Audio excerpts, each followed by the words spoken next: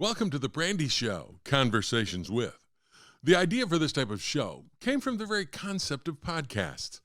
They're available to anyone at any time since they stay posted on the internet portal indefinitely. Podcasts that are time sensitive, that deal with issues of the day are fine, but after a month or so, they can be out of date. Taking advantage of the technology, it made sense to create a program podcast that would last. It's as current the day it is posted to 6 months or a year from now. Hope you like our series. Thanks for stopping by. Today we are joined by Mike O'Hara in Conversations With. Mike is the longtime beat writer for the Detroit Lions. And when I say long time, I mean long time. He started with the Detroit News in 1966 and became the Lions beat writer in 1977. And he hasn't stopped since. His excellent work is available on DetroitLions.com. When you talk about perspective or a witness of history regarding this Lions franchise, Mike is the guy. Why haven't they won a Super Bowl? Who's the best he's seen? Who wasn't so good? Who is underrated and who is overrated? Who was his favorite coach? That and more in my conversation with Mike O'Hara. I don't really know how to start this with you, Mike, because there's so many things to ask you, so many questions about the Detroit Lions since you've been covering them. So I thought I'm going to do like a word association quiz, and we can go for a half hour, 45 minutes with it. But let's start. You started with the Detroit News back in 1966. Is that right? That's absolutely correct. And just by luck, Brandy, I was going from my junior year at Wayne State to my senior year. And my parents left me instead of the other way around. They'd retired and were moving back to South Dakota. And as much as I love South Dakota, it wasn't for me. You know, I like Detroit. I'd been there since I was 5 or 6 years old, and I needed a full-time job. When I say I was on the Wayne State basketball team, let me just phrase it this way. If we had 14 guys on the team, I was 15. If we had 12 I'm dead serious, by attrition, then I was number 13. But I went to practice every day, and Joel Mason didn't cut you if you went to practice. And, you know, like your association with Bo Schembechler, Coach Mason probably was one of the most important men in my life. I learned life lessons far beyond playing basketball. Being part of the team, you learn lessons. Absolutely. That's all part of the whole aspect of, I think, organized sports, organized athletics. Yeah, I mean the bus rides, the practice sessions, sitting in the locker room, and all that. Look, everybody knew, I knew my place. Play defense, crack jokes, stay out of the way, let the players play. But there was a guy on our team named Steve Christian, and he was a copy boy at the Detroit News in the sports department. And it was one of those deals where he had a couple of brothers who also did copy boys, and there was one who one started working there, then another and another. And those were great jobs back then. And so I ran into him in the gym the last day of class. Just happened to run into him. And I'd kind of putting off talking to him. And I explained what the deal. I says, look, I need a job. Could you just put a good word in for me? Maybe I can get an interview. Well, I got the interview. I got hired. And it was a great job. I learned more in 3 weeks as a copy boy than I did in 3 years in journalism class. And that's no knock on the instructors. It's just the way it is. There's nothing like hands-on teaching. Same thing and with then me. A year later, I got hired as a reporter. And then the next year, 1968, lo and behold, I'm 22 years old, and I'm at the World Series in St. Louis. Just how things happen, okay? That's a great way to start a career. And the thing is, maybe it happened by accident, but you know what, Mike? You were there. And you were able to do what they wanted you to do, and you parlayed that into a tremendous career. Well, I was a lot of it was just luck and or good fortune and all of that. And then I had a 2-year break with pay, compliments of the United States Army from 69 to 71. Got hired back in 71, which was not by choice, and that was the law then. They had to hire you back, not necessarily at your same job, but I went right back to sports writing, and here I am all these years later, still at it. Left the Detroit News with a buyout in 2008. Kind of knocked around a little bit. Worked for Fox Sports Detroit. Kept stringing for Sports Illustrated and some other people. And now I'm at DetroitLions.com. Still trying to get better. Yeah. And that's the reason you're still doing it, and that's the reason you're still very good. In 1977, they gave you the Lions beat. First of all, did you always want to be the sports guy, or were you a news guy? Well, I was, sports news, but I liked sports. I was a maniac growing up. I played everything except football. Hockey, baseball, whatever was in. Look, it's different. It's different now than it was then. Back in my day, and I lived in the East Side of Detroit. Look, I haven't lived outside the city limits of Detroit since I was 6 years old, either in Detroit, Hamtramck, or Highland Park. And at 3:30 when we got out of school, we were out in the street throwing the baseball, playing strikeout, things like that, playing games called running bases. In the fall, we were throwing the football. In the spring, we weren't throwing the baseball, we were playing basketball. In the winter, we iced up the streets and played hockey. You don't see kids do that anymore. No, you not don't. in my neighborhood. No, you don't.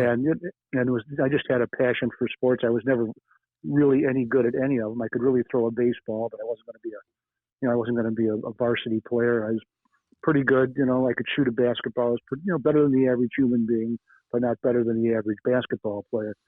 But the thing with the Lions, the beat came open. It wouldn't have been my first choice. I kind of got passed over for the baseball job for some political reasons, which was okay. I made my choices, and then the Detroit News decided they didn't like those in their baseball writer. And in those days, Brandy, you might remember, the baseball writer was one of the most powerful men. Oh. On the newspaper. Oh, yeah, he Michael, really was. They were one of the most important and powerful people in media because Absolutely, they controlled who got into the Detroit Tigers press box.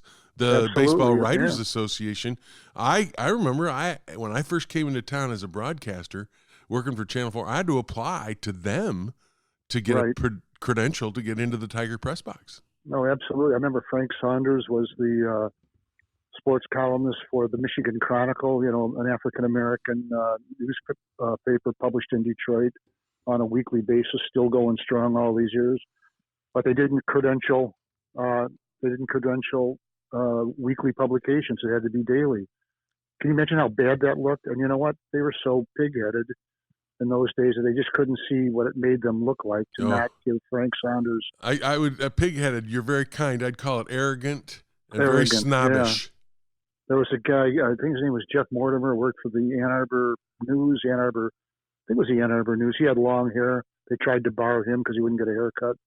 Just to this day, I think about some of those people there. A couple of them are still working, and I think, what's the matter with you people? Yeah. But that's got nothing to do with me. I ended up covering the Detroit Lions, and just one thing. In addition to doing that, I still kept my other beats like I'd cover boxing. Yeah, and you did Pistons too, didn't you? Yeah, I did some. Yeah, I was Bill Hall's number 2. There you go. My favorite sport's pro basketball. I also covered some Michigan basketball. Second man on Michigan football sometimes, like the 10-10 tie with Ohio State. Right. I still remember, Brandy. We're waiting at the studio at WWJ. Right across the street from the Detroit News, I know. And Bo shows up with, I think maybe you or I forget who else he was with that day. Maybe it was the athletic director, Don Kramer. Don Kramer and Don Canham. And Bill Halls, one of my best friends ever in the business, walked up to Bo and said, "Bo, what do you think about not going to the Rose Bowl?" That's the first they'd heard of it. I know. The athletic directors had voted to send Ohio State. To this day, it still mystifies me, and that is how Bo found out. And you talk about Mount St. Schembeck erupting. Well, they made the decision when Bo was on the road between Ann Arbor, his home, and Channel 4 to tape Michigan Replay on Saturday night. And Bill found out about it before Bo did. Right. And Canham and Don Kramer and the rest of them, and they blindsided him at the door of the studio. And you're right. Well, Bill was doing his job. Oh, yeah, no, it wasn't Bill's fault. I'm sure Bill was as surprised as anybody that Bo didn't know. Right, it was, and you talk about. We're up all night calling athletic directors to find out who voted for him and who voted against. And I think it was the athletic director at Michigan State at the time. It was Bert Smith. Bert Smith, a former Michigan man, I think. That's correct. And it was a stink beyond belief. Now, in all due respect to the Blues and U of M, it made for 2 weeks of great writing. It was a great story. Yeah, it was a great story for a couple of weeks. But in 77, you got the Lions beat. And And did you realize at the time, and people asked me this question when I took over radio back in '87, that I was going to be as frustrated as I was for all those years and not getting to a Super Bowl? Did you have any thoughts and ideas that at one point you'd have this team to a championship game? Well, I never really focused on it much because my job, I focused on my job, and I've always said this: they have their problems and I have mine. I don't really root for the jersey. I like the guys to do well that I cover. Even the guys, I never held a grudge against any player. Some guys I like more than others.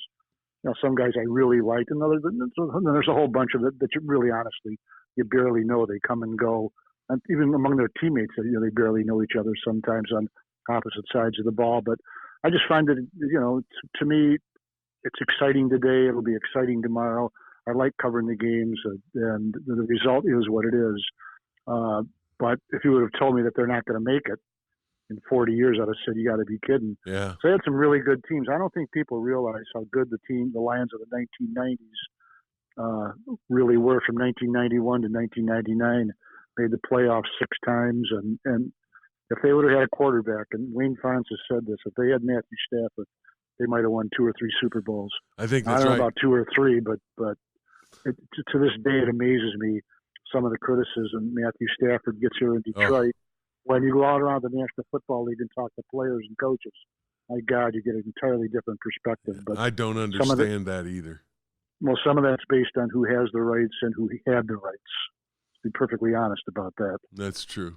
But the thing about, I talked to Lomas Brown about this, and Lomas said the same thing. He said, the one thing we lacked was the trigger man. Now, he wouldn't go into specifics, but, the idea was that Scott Mitchell was in there during that prime area where they could have been there, and he wasn't the guy. But there were other guys along the road that also had that opportunity that couldn't get it done. Well, we look back at Eric Kramer, and, look, God love Eric Kramer for what he accomplished. He was the starting quarterback at the end of the season on 2 division winners, 1991 when he took over halfway through Game 8, when Rodney Peete tore his Achilles and missed the rest of the season, and guided them to the win over Dallas in the playoffs. And again, in the last 4 games of the 1993 season, they went 3-1 and won the old NFC Central again. But if you really look at his record, it was just okay. It was better than what Rodney did, better than what Andre Ware did, better than what Bob Galliano did. But if you really just match it up, and the reason I can say it is I was going through some of this stuff just a couple of weeks ago. Every once in a while, I just sit around, I look at stats and compare things and all that. I'm not sure I even remember it all, but it's just something that kind of catches. I do it with all the sports, not just football. And he would be like there were 28 teams, and he'd be like the 18th best quarterback or something like that. But with this team, he did give them a lift. And he did give them a knack. He did have a knack of making some plays, but certainly not the guy who was going to take it a distance. No, but he got the one win in a playoff game, and I think that makes the change completely, where Eric kind of moves himself up just for that one win over Dallas. They had that one win over Dallas, 38-6, 300 and some yards and 3 touchdowns. He was thrown to a pretty good cast, too. Herman Moore was just coming up, and Brett Perriman. Look, I can make a case that Herman Moore is the best wide receiver in franchise history. I know Calvin Johnson and all the things he's done, but everything Herman did led to winning. Calvin, not so much, and it's not all his fault. But Herman was a big-time player with big-time catches. I think we sometimes undervalue him. And then, of course, number 20. Well, number 20, he was special, and big-time numbers too. What people don't realize is you look at the numbers. You were talking about going over stats. You look at Herman's numbers; they're very impressive. In an era where there was the Jerry Rices and John Stallworths and that stuff. I'll give you just some stats real quick on Herman. He was a first round draft pick in 1991. A lot of people don't realize this, but he was a all conference high jumper for Virginia. To this day, still holds the indoor record at 7.2, I think it is, and the outdoor record at 7.4. And he did that without practicing. He just would show up for the conference meet to get points. He was a tremendous athlete with great hands, best pair of hands I've ever seen on any receiver in Detroit. But he was just a big time player. He had He was the first quarterback in history to have three straight 100 catch seasons Yeah. from 1994 to 95 to 97. I'm sorry. He set the one season record of 123 catches in 1995. That same year, he and Brett Perriman combined for 231 catches, still the all-time record of two teammates in the same season, and also the most yards. He is as close to Hall of Fame as you can get. The only issue was he didn't do it long enough. Yeah. Hurt his knee and really had 8 good seasons. That's not enough to make the Hall of Fame. You're right. That point about those teams in the 90s for the Detroit Lions is really, really good. They could have very easily gotten over the hump, but just missing that one key ingredient, and they were unable to do it. Let's move on. Let me get to this. I want to get to this fun little word association, name association okay, let's thing. Do it. Because you've all the names I've thrown. I was sitting here preparing for this, and I'm going over the names. And one guy I wanted to talk to, right to the top, William Clay Ford catches a lot of heat. Everybody says this team would be better if he sold it, if Ford's got rid of it. And I always tell people, I said, this guy gave that franchise and those players every possible opportunity with facilities and everything else. And maybe if he had a problem, it was that he was loyal to a fault. But he gave them. He shouldn't be the guy that takes the heat, should he? No, because he's the owner, and that part goes with it. But he was. You're correct about that. I think he was loyal to a fault. He had pretty good results with Wayne Fonts and the team. Those players loved playing for him. But there were other seasons, I think, for example, hiring Darryl Rogers was a mistake, and I think he went with him 2 years too long. Hiring Matt Millen, I got it at the time. People asked me if I thought it would work, and the only thing I said was, and look, I love Matt Millen. I consider him a personal friend. And he's a wonderful guy. One of the best and smart. The only thing that hasn't worked out 100% in his life is being the general manager of the Detroit Lions. But what I said then, and I still believe this, if you think it's going to work, then you're betting on faith because he's never done it. Look at John Lynch in San Francisco. Not getting quite the same heat that Matt got, but he'll get it if they don't win this year. But sure, he will. I think that was his biggest fault, and he was too patient.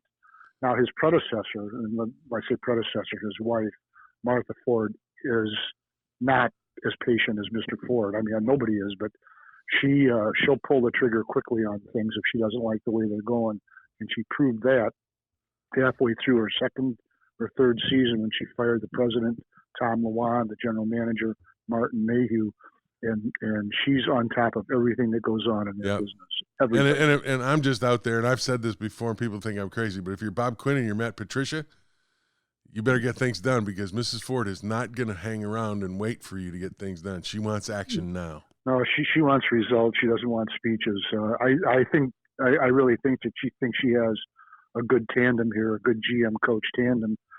And I don't disagree with that.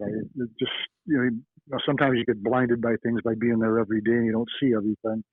But I just don't see everything clearly, I should say. But I think it's the right combo, but it's got to be proven on the field, and we'll see. Yeah, agree with you. The results are so key. Okay, name association again. General manager that with William Clay Ford, Russ Thomas was a lightning rod. And you, of course, were right there with Russ when he was running the show. I thought Russ's greatest fault was he ran the Detroit Lions as a business, and he ran the team as a business. And he liked the power of being general manager. He wanted to dictate to his coaches.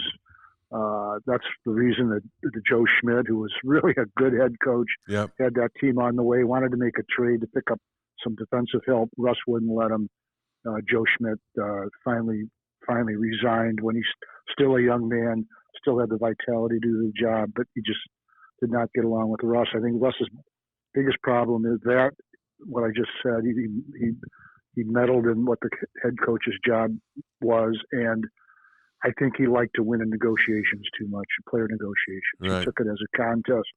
I don't think he had necessarily the overall best interests of the ultimate results for the franchise in mind. He liked winning. I'll give Chuck Schmidt, who replaced him, credit for that. He changed the pay structure that Russ never would do. In other words, Russ never believed in making the quarterback the highest paid player. Every other team in the league, it's just the way it is, Russ. That's the way it goes. He would get into these protracted battles over quarterback with his quarterbacks and his key players on contract negotiations when he could just look at it and say, Russ, what are you doing? And the successor to Russ, Chuck Schmidt, kind of stayed out of football, got the negotiation stuff going, stayed out of football, and that's when they kind of got close to being really successful, didn't they? Yeah, I'd agree with that. Like that run. And look, there's another man out there just recently passed away, Ron Hughes. Yes. Who was he never had the title of general manager. I think they call him executive vice president in charge of personnel. He succeeded Joe Bashowski, who kind of got it started when drafting Lomas Brown and Kevin Glover and Jerry Ball and Benny Blades and Chris Spielman. And I think Barry Sanders those were his 1989 was his last draft. But Ron Hughes was a brilliant personnel man. He often said, though, the one thing he failed at, he never got him a quarterback, but he got him everything else. The 1995 Detroit Lions, and I've looked this up and I've repeated it many times, had 12 draft picks on that roster who were, in some point in their career, multiple Pro Bowl players for the Detroit Lions. 12 draft picks. That's 25% of your roster that were people that they had drafted and developed to become Pro Bowl players. That tells you what the kind of a job and what kind of players Ron Hughes handed those coaches, but they never got over the hump because of the quarterback. Right. To the hump. Not over it. Yeah. Talk about that, coaches. I went through this, and again, preparing for you, and I was going through the names that you and I both saw. Yep. Darryl Rogers, Wayne Fontes, Dick Duran, Gary Moeller, Bobby Ross, Marty Morningweg, Steve Mariucci, Rod Marinelli, Jim Schwartz, Jim Caldwell, and now Matt Patricia. That's it's amazing to me that there are that many coaches that come through when you look at it in New England, and they got lightning in a bottle in Bill Belichick when they hired him. But has that been one of the problems? The Lions can't keep the consistency. Well, it's part of it. If you don't win, you fire the coach, and that's how you don't have consistency. I started with Tommy Hudspeth, who had, when they had fired Rick Forzano 4 games into the 1976 season, they pulled Tommy Hudspeth out of the personnel department and made him the head coach, and he lasted that season and one more. And I really liked Tommy. He was a class act all the way. He'd been a head coach at Brigham Young. Right. He didn't have the horses. And then Monty Clark came in and almost got them again over the hump. Who can forget the iconic picture of him holding his hands in prayer as Eddie Murray lined up a field goal attempt in San Francisco. 43-yard, in San Francisco in the divisional round game. But I thought Monty was on his way to becoming a good head coach. He had a terrific staff. Assistant coaches are Floyd Peters and Marty Schottenheimer I think it was his second team he coached for. I mean, just really, really good coaches. But I thought Monty got a little bit tight, a little bit overreactive to certain things, but like the others, he never had a quarterback. I mean, think about it. Gary Danielson, okay, he career backup basically. He started a lot of games. Eric Kipple gave him a big lift in 1981 after Danielson went out and Eric came on, and really was kind of a swashbuckler. I think he played the last 10 games, I think it was. Remember the big Monday night game he had against the Bears? Absolutely. 4 touchdown passes and ran for 2 more. Remember that he really energized that team and that fan base. And I remember they were playing a game late in the season, and some fan, and they had a chance to make the playoffs, and some fan put up on a bed sheet a big sign that said, "Thank you, Mrs. Hipple." But there wasn't anything that was sustainable. They just didn't have the quarterback, and then it just kind of all fell apart at once on Monty. And the other guys you mentioned, of all those guys, Mike, was Wayne your favorite? And who would you say was the biggest mistake? Well, Wayne was my favorite. He was everybody's favorite. I really liked Monty Clark a lot too. He was a professional football coach, and I like Bobby Ross. I think he was. They got him 5 years too late. He was running out of gas when he got there, and just didn't have quite the relationship with the players succeeding succeeding Wayne. But Yeah. the biggest mistakes, I think, were Marty Morningweg. You know, they were going to remake the team, and he's not a head coach. Darryl Rogers. I mean, I think to me, it's a three-way tie. It's Darryl Rogers, it's Marty Morningweg, and then it's what they thought they were seeing in Steve Mariucci, who really terrific guy, wonderful person, but he looked to me like he'd gotten his golden parachute when he landed in Detroit. He just put no energy into it. And I think he was the biggest flop they've ever had. Yeah, well, the other guy too is Rod Marinelli came in he's like Morningweg in a way, a great assistant who's a coordinator who can get all that stuff done, but for some reason it doesn't translate to be the head coach. Right, he coached one side of the ball, and he had a certain model he wanted for his team, and he wanted his defensive linemen light and quick and fast. By the end of that 2008-016 season, they just looked, they were just small, and they were beaten up, and they were tired.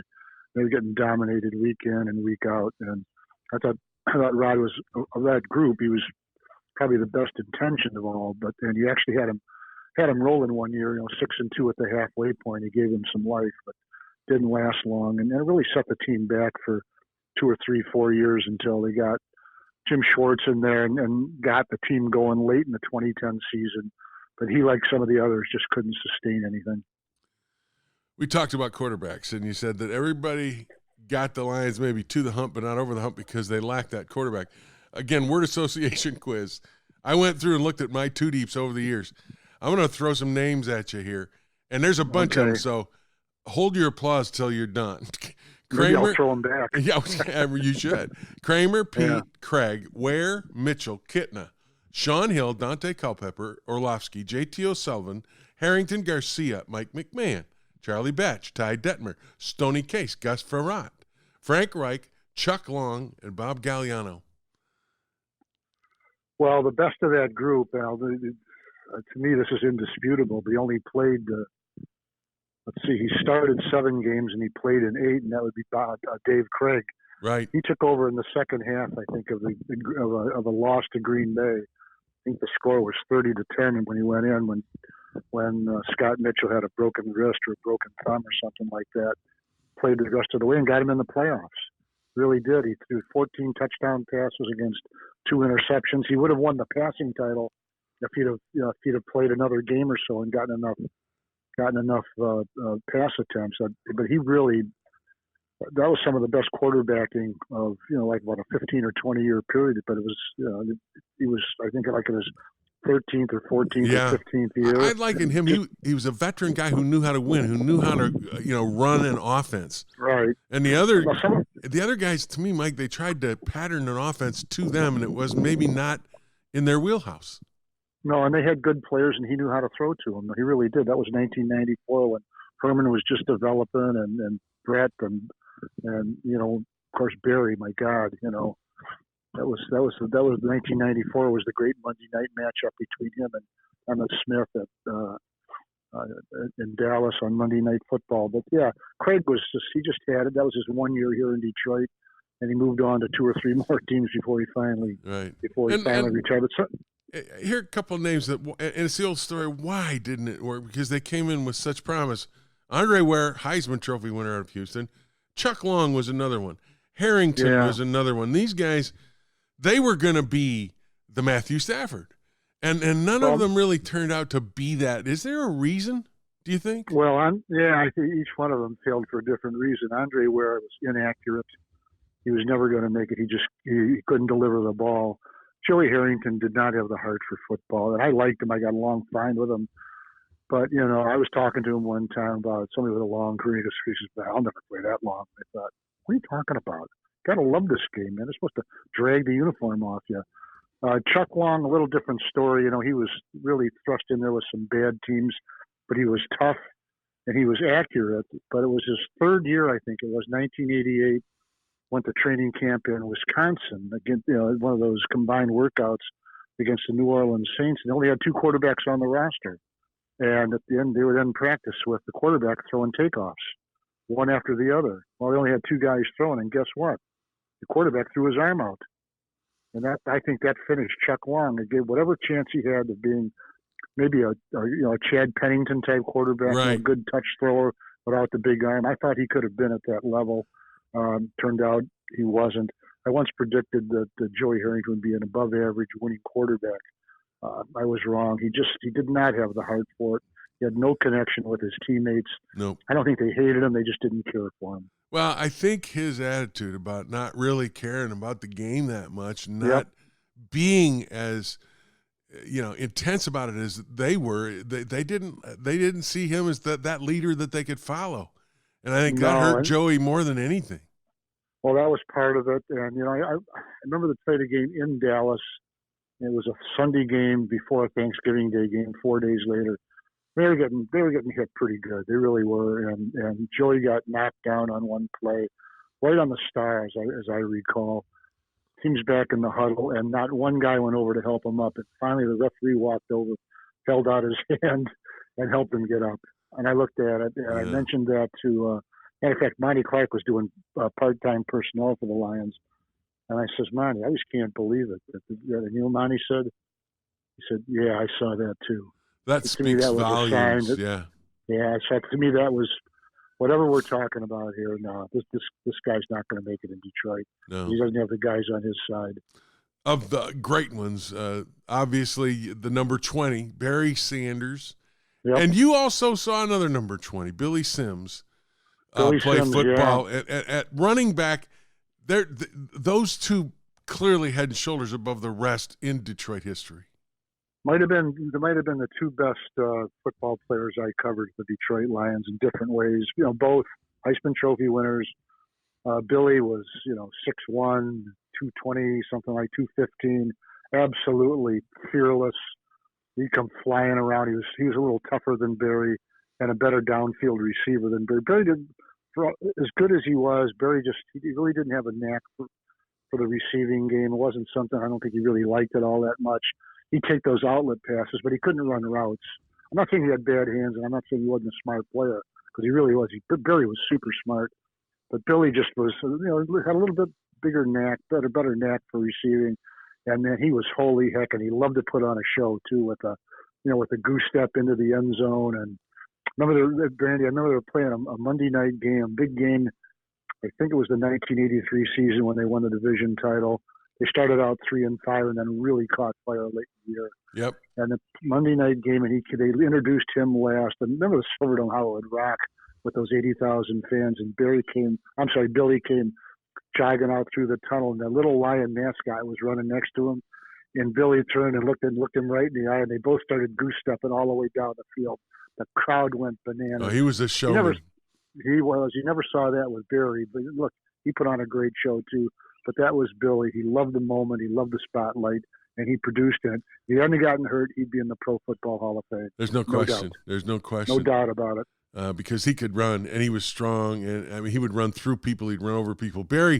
I told people, Barry might not win a straight line sprint against a lot of people, but you put him in a phone booth, and there were a couple guys in the league that were all pro that couldn't touch him. No, couldn't touch him. He was so, you see those highlights. Every time we post those on Twitter, every time I retweet one, I take the rest of the day off. My work is done. Everybody loves to watch those. But there's that great one against the Buffalo Bills where his helmet almost touches the ground and he spins and spins and spins, and 2, 3, 4, then 5 guys miss him. Yeah. That play is a 2-yard loss. Okay. And it's a highlight. Okay. He got a first down against Miami once when the game was in the balance. I thought it was one of his greatest runs that he made. The Lions needed a first down to salt the game away. It was like a 4-point game, and he bounced off 3 or 4 different guys, cut back one way, cut back the other way, gained 2 yards, first down, game over. And I looked at Mark Champion at the time and I said that might be one of his better runs of his career. Well, and there was an overtime game against the Giants, like a 3rd and 8, and he caught it. He got hit like at the line of scrimmage. He got hit again, and bingo, out to the gain 9.5 yards or whatever it was. We could do this all day. How about in Chicago, Soldier Field? He gets hit and he stopped. It's over. The Bears quit running because he was tackled, and he pops out the other end and goes the distance. Yeah. Remember that one? Oh my God! Yeah. Oh yeah. Remember they kicked off to him once too. They kicked off to him once, and he ran it back for about 50. They kicked off again, and he ran it back for about 60. And it was one of the columnists of the Detroit News sitting next to me. Could have been Joe Falls or Jerry Greer, and he just said, Bears don't care about winning. Why would you kick to them? Let's go to defense a little bit. Sure. Who do you remember defensively over the 40 years? The name Spielman come to mind. I remember Stephen Boyd, Danny Owens, Robert Porcher, some of these guys, the Silver Rush, Bubba Baker. Where do you come down on the defensive side over the 40 years that you've been covering these Lions and the names that stand out? Well, 77, of course, was the last season for two of the all-time greats, the late Charlie Sanders. That was his last year. He got hurt and only played a handful of games, tried to come back in 78, and I think he retired before reporting to training camp, something like that. And that was Lem Barney's last year, and wasn't his best year. It wasn't his worst, but he still had that sizzle. But 78, I'll give you a guy, and to this day, James Albert London Baker, Bubba Baker. Oh, yes. Second round draft pick from Colorado State. If they would go back and I don't know why they can't do this. All this money they put into Deflate Gate and stuff like that, they could put half of that $10 million into researching the records. Bubba Baker might be in the Hall of Fame. I mean, he had over a 78, 79, 80, and 81 before sacks were an official statistic. I think he had 70 sacks already. That's not Hall of Fame football. He was unblockable. He really was. This is just me. Of the players I've seen with my own two eyes, Bubba Baker was the best pass rusher. Now, I didn't see, Deacon Jones and some of the other guys before my time. From what I've seen, I've never seen an defensive lineman better pass rusher than Bubba. The only guy I think I saw that was better, that could dominate physically and dominate with quickness and all the tools, was Lawrence Taylor, and he was an outside backer. Taylor, right? And of course Reggie White. I mean, Reggie White, but he could play down inside too. Reggie White could play down inside. Absolutely. He beat the Lions in Green Bay by going down over Sean Bowens. Remember that game? Yeah, he did. That tells you what stats mean. He dominated that game on the first play of the game. He shoved Bowens into the quarterback, and Bowens, the quarterback, and Berry all landed on the ground at the same time. Yep. But then moving along, I mean, Benny Blades and Chris Spielman and Jerry Ball all came in together within a year of each other. Porcher in 1992 to add to that team with the 91 team. It's just so many terrific players. There's a young man on that roster right now who I think is special, and that's Darius Slayer, cornerback. I mean, he's been a back-to-back Pro Bowl player. And when you do it 1 year, okay, or if you do it in your 10th year, okay, it's sort of a ceremonial thing. But right in mid-career for Darius Slay, that's a special football player there. It really is. Yeah, he's going to go down as one of the better cornerbacks. I mean, it's still early, but Lombardi, Night Train Lane, those kind of names. Darius Slay. Oh, Joe Schmidt too. Yeah, Joe Schmidt. In my mind, I think Barry Sanders is the best player in franchise history. Yep. But I think Joe is the greatest Lion. Well, on the Mount, he won. Mike, on the Mount Rushmore, Joe and Barry are there. Yeah, Joe, Barry, Bobby Lane, and then pick your fourth. Whoever you want. I don't care. But Joe also, because he became a head coach and he really restored that franchise in his tenure as head coach. That's why I give him the edge over everybody else. Now, somebody wants to say Barry, I'm not going to, tear my hair out. Right. I love Barry Sanders. I really do. Okay. Let's move to the professional side of things. And this is one of those inside stories. You guys covered the Lions with Oakland Press, Detroit Free Press, Detroit News. You were the older of the three guys, and you used to have this great set of standards. It was the dean, the vice dean, and Dizzy Dean. And you were the dean because you were there longest. Kurt Sylvester was the vice dean, and Killer Kowalski was Dizzy Tom Dean. Kowalski, Dizzy Dean. Yeah, we lost Tom a few years ago, but talk to me about that relationship. You guys were so competitive, and yet you were the best of buddies too. I loved that relationship with the three writers from those three newspapers. Well, yeah, we were the best, but we competed like you can't believe. I mean, nothing against the guys now. It's a different era, but we never collaborated on anything. I wouldn't tell if the sun was out. I wouldn't tell them the sun was out. I'd take my sunglasses off. Now, Kurt was about 3 years older than I was, and came on the beat 1 year later, and I think Tom came on in 1981. So But yeah, we were, geez, 20 years together, 25 years together on the beat. They went to each other's weddings, and I drove to Iowa for Kurt's mother's funeral. I'll never forget this, Brandy. I was debating on whether to do it, and I thought, what the heck? So I pull up into the church parking lot and see Kurt with that old white head looking up, and I walk up and he looks at me and I go, Kurt, if you think I'm going to let you sit here and blubber and make a fool of yourself without me here, you're crazy.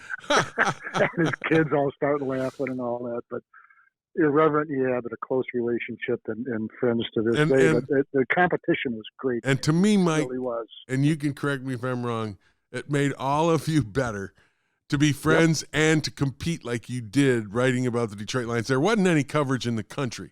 I mean this. I've been around and covered the NFL a lot of years. New York, you can name it. I don't think anybody had three more qualified guys who did more work to get to the bottom line than you three covering one franchise, the Detroit Lions. Well, I appreciate that, but there was nothing like walking into that room the next day at 11 o'clock when you've beaten everybody. And there was also nothing like walking in there the next day when you've gotten your butt skinned by somebody else too. And, Tom liked to talk his story. No he really kidding. did. He liked to talk about it. And one time he said something that he was dead serious about when I'd beat him on a straight. He goes, "You never say anything." I looked at him and I didn't say a word. I didn't say. Well, I'll give you one example. This is how competitive it was. I don't know if you remember the Weary Wordsmith softball league out at the Rotunda Diamonds out there. Well, Tom and I played on the same team. Kurt played for the Free Press, and I was at practice. I think we played on Monday. We played on Monday, and I was in training camp, and I was down there by myself, and Eric Hipple took a center snap, and you could see it right on the thumb. Watch a lot of football. It's a broken thumb. Season's over. And so they take him off, and it's getting to be like 5 o'clock, and it's about an hour drive out there. And Tom and Kurt both came down and said, "Are you ready to go?" And I said, "Hey, look, let me just finish something real quick, and I'll be out there. I'll meet you out there." Okay. Now this is before the internet, Brandy. This is before Twitter. Front page of the Detroit News, Hipple out for the season. The top story in the with your byline, right? Oh yeah, so I saw those guys the next day, and there's nothing they could say. Absolutely nothing. Now it was, and I told Bill Keenest, I says, Bill, I'm going to tell you something. And it was his first year at the PR, head of the PR department. I told him what's going on. I says, Bill, I'm the only one here. I own this story. He agreed, okay? And so the next day it was quiet. I mean, quiet. And then, a week or two later, it became kind of a joke among us of what a sneaky thief I was. But that's the way it was in those days, Brandy. And that's why you guys were as good as you were. Michael, I can't thank you enough for this. This has been great. Appreciate you joining me on Conversations With. Well, the pleasure is mine, and I'm going to celebrate this by doing my lawn work now. Thanks, Michael. All right, Brandy. Thanks for having me. Appreciate it. I could go on for hours with Mike. His value as a Lions historian is unmatched.